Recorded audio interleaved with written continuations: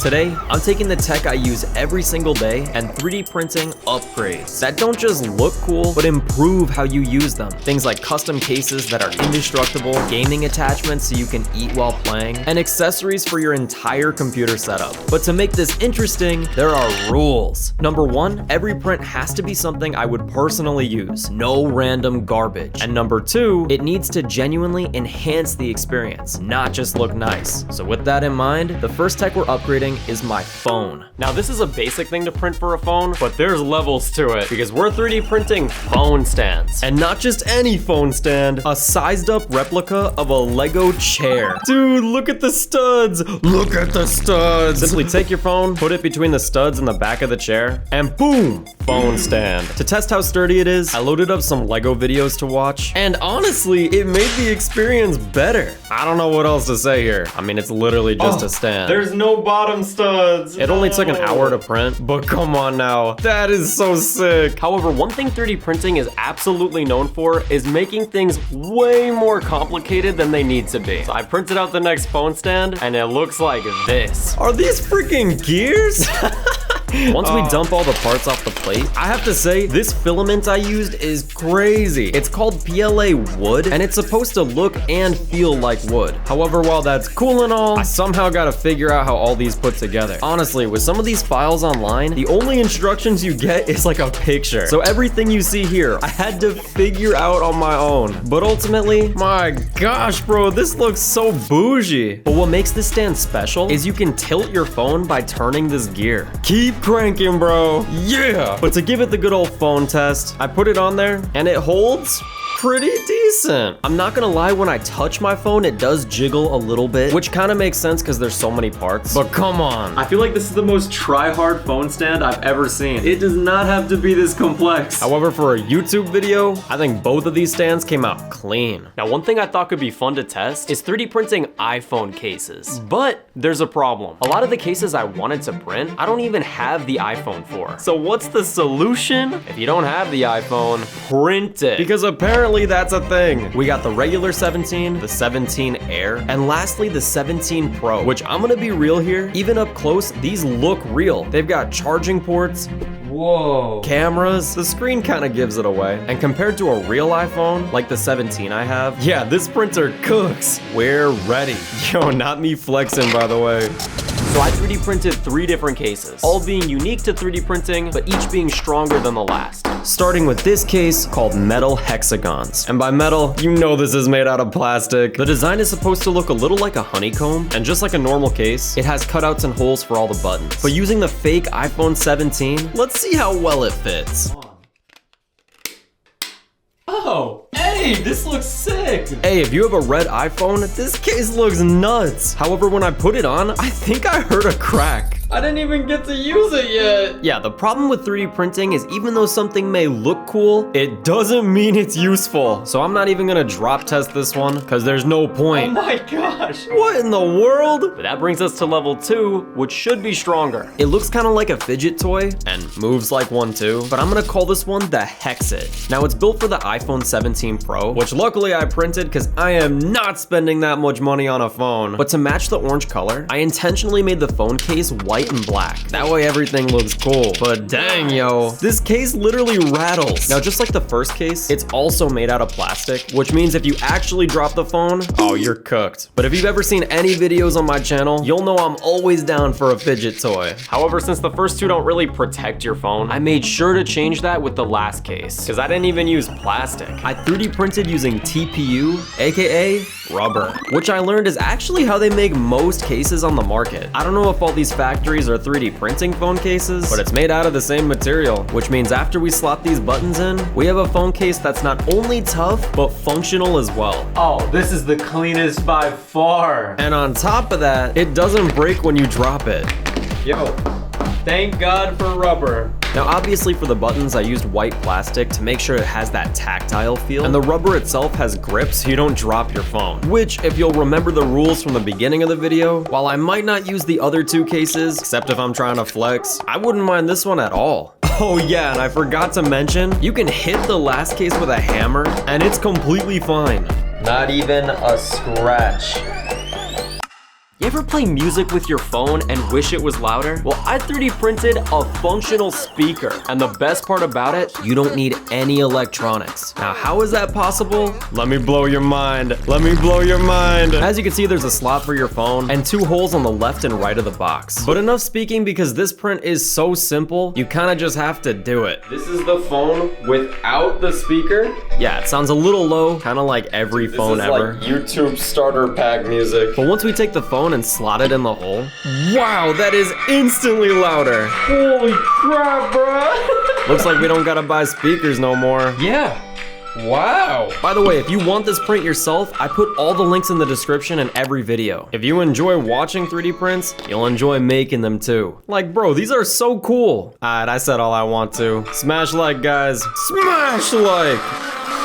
Okay, now before we start making prints for a laptop, Switch, AirPods, and whatever else I'm putting in this video, there is one more thing I'm making for my phone that somehow cost me over $90. It's called the iPhone Standby Dock, and it comes printed in 2 parts. Now, honestly, when you first take a look at this thing, I don't really even know what's going on here. All I see are outlines and a bunch of gaps. But that's because the 3D print is a shell for all the technology you have to purchase and put inside of it. So without further ado, let's get making. The first step is to slide this bar into place, and then afterwards, using these non-slip silicone pads, I cut out 2 sheets, and using the sticky side, I put them on the bottom. This way the station doesn't move when we use it. Step 3 is installing the MagSafe charger, which if you bought anything from Apple, you know this is expensive. But after feeding the wire through the front, the MagSafe clicks into place nice and easy. Which brings us to step 4, which makes us install another wireless charger. This time it's meant for either an Apple Watch or AirPods, and once you install it in the top and loop the cables through,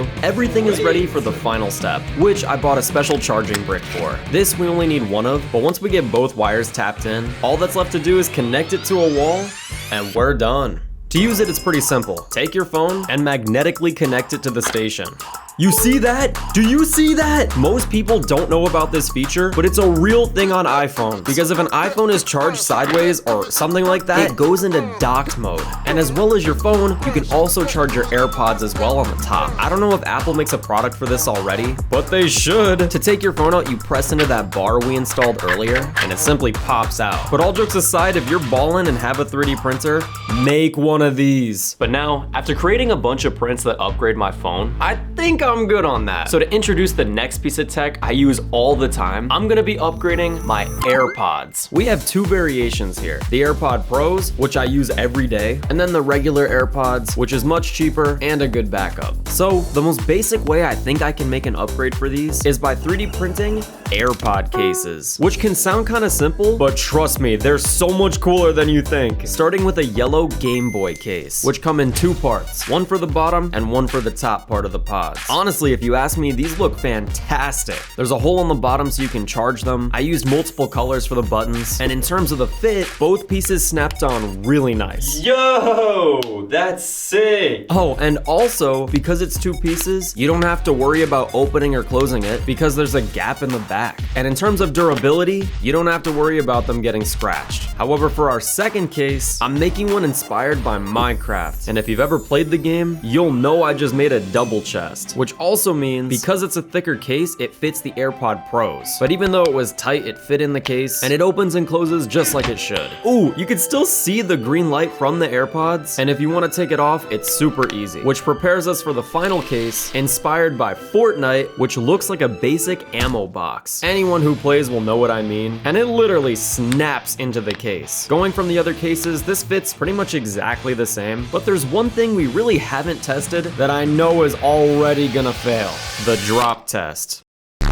Even on official AirPod cases, they never stay together, which is fine because it's like a cool decoration, but I guess to keep it from getting scratched, you could just 3D print these. Which makes me think, if there's one device I want to have customizable upgrades for, it's gonna have to be my Nintendo Switch. And luckily enough, I have never seen such cool 3D prints. Like this one, which solves a very interesting problem I think we all have when we're gaming: being fat. Bro, when I'm playing with the Joy-Cons, all I want to do is eat, yo. And if you're playing on controller, you have to put it down, grab your food, eat. It's freaking annoying, bruh. So I went to McDonald's and ordered a medium fry because this 3D print is specifically designed for it. You literally take the fries, put it in the holder, and when the logo is synced up in the middle, you're good. But this isn't just a case for your fries, because using the Switch 2 Joy-Cons, which snap on and off from the system, you can straight up click them into the fries and turn your food into the controller.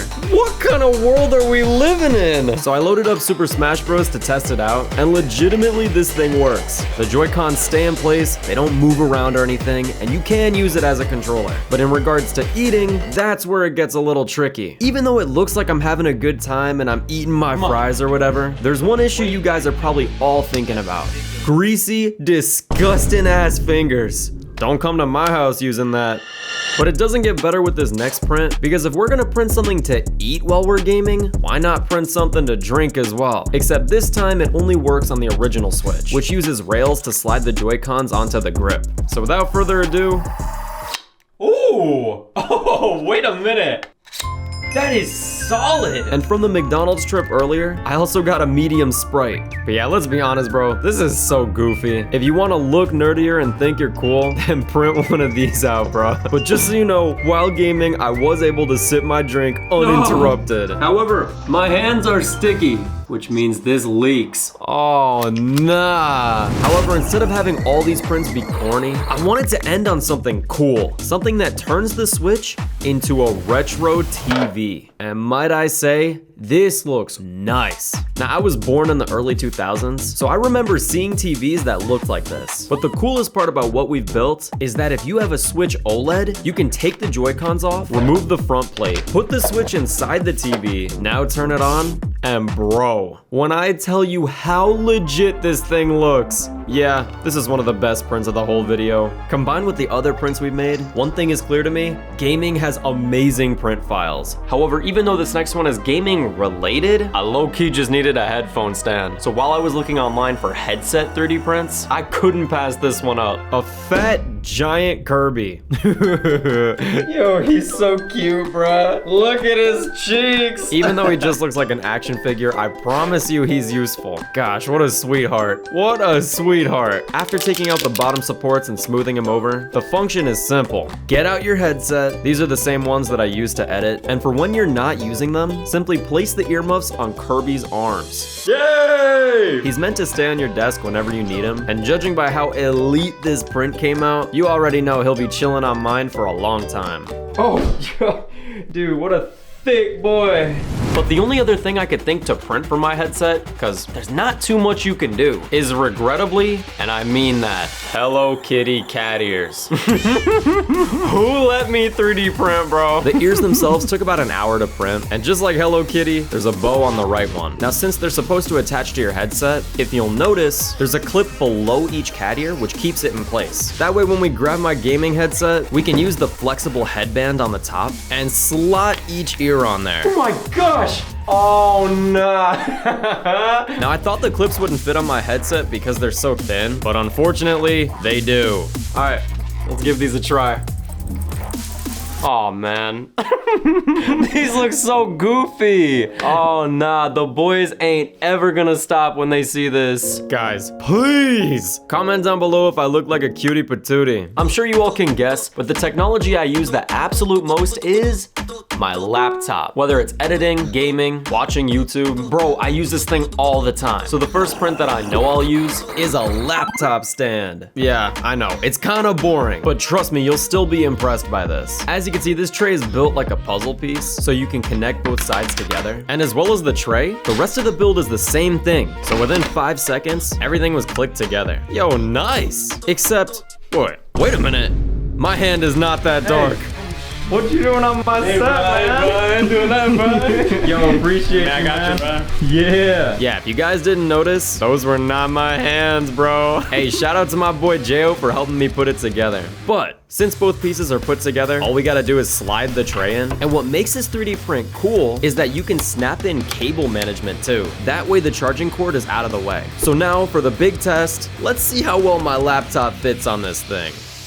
Hey, that's a dub! It's at a nice height, and it doesn't fall off, so thank God. Now all we gotta do is plug this bad boy in using the cable management system, and I'll be honest, that's it. These stands are really good for keeping your laptop nice and cool, just because it keeps it elevated. But since this one comes with a tray, I can also store things underneath my laptop while I'm using it. So again, it is simple, but I'll use this with my laptop daily. However, if you're gonna have your laptop on a stand, you're gonna need to use a keyboard. So as you can see, I bought this gaming one from Ducky, which is a really bougie brand, by the way. But there's just one problem. If I have a 3D printer, there's no way my keyboard can look this boring. So first I 3D printed a key remover, which literally plucks the keys right off your keyboard. So I can go ahead and make my own custom keys. Let's whip it. I hope you boys are ready, because I made a whole bunch, all from different games and things that I like a Pokeball, a Game Boy, a Minecraft command block, a question block from Mario, this cute bird, and 4 Lego keys for WASD. Once we click them all down, now we have a custom keyboard. Let's go. Now, while this may not be the most useful thing, think about the science. I need to edit videos. My keyboard is pretty. Pretty makes me want to type more. Typing more makes me want to edit faster. Editing faster makes more videos. Boom. But looks aside, I also need to fix a problem with my keyboard. You ever type for a long time and your wrist gets sore? Yeah, I'm sick and tired of that. So I went ahead and 3D printed a wrist rest. And if you look closely, it's not entirely made of plastic, because the wrist rests themselves I made out of rubber. That way there's a little bit of bounce and squish. So yeah, since I got 2 wrists, I made 2 of these. And they are indestructible, by the way. But in order to put them together, I printed out these 3 green pieces. And since they all snap into place, I'm done in 2 seconds. Function aside, I think it came out pretty good. At least, if someone showed me this, I would think they bought it. The patterns look sick, and they hold up even when I'm smashing my keyboard. So once we add this piece to our setup, now we can type comfortably and slap on those new keys we printed earlier. So I think out of 10, I'd give this wrist rest like an 8. It does the job. This is legit. And I think it does it well. But what's a laptop setup without a mouse? And why have a mouse if I'm not gonna 3D print anything for it? So just like I did with the keyboard, I created a mouse wrist slider. This right here is the mouse I use all the time. I forget the name of it, but it's from Razer. However, when I do use my mouse, yeah, the balls on my hand kinda hurt. So I'm curious to see if this wrist slider actually works. It only took 20 minutes to print, and it is kinda small, but once you put it behind your mouse and rest your hand on top of it, ooh, that's kind of fun. Surprisingly, this thing moves. And if you guys want to know if it actually felt good using it, I have no pain even after editing this entire video. Oh, and for a cherry on top, this is a pretty classic 3D print. But look, I made a camera blocker. Honest to God, this took me 5 minutes, but if you own a laptop, you need one of these at some point. Normally, I raw dog it and I got nothing on my camera just because I'm lazy. But if you're worried about the feds or the CIA or Chinese or Russians, man, I don't even know. You could put this on there. Ain't no government gonna stalk me now. So after all those 3D prints, I just completely upgraded my laptop setup, everything being unique and custom.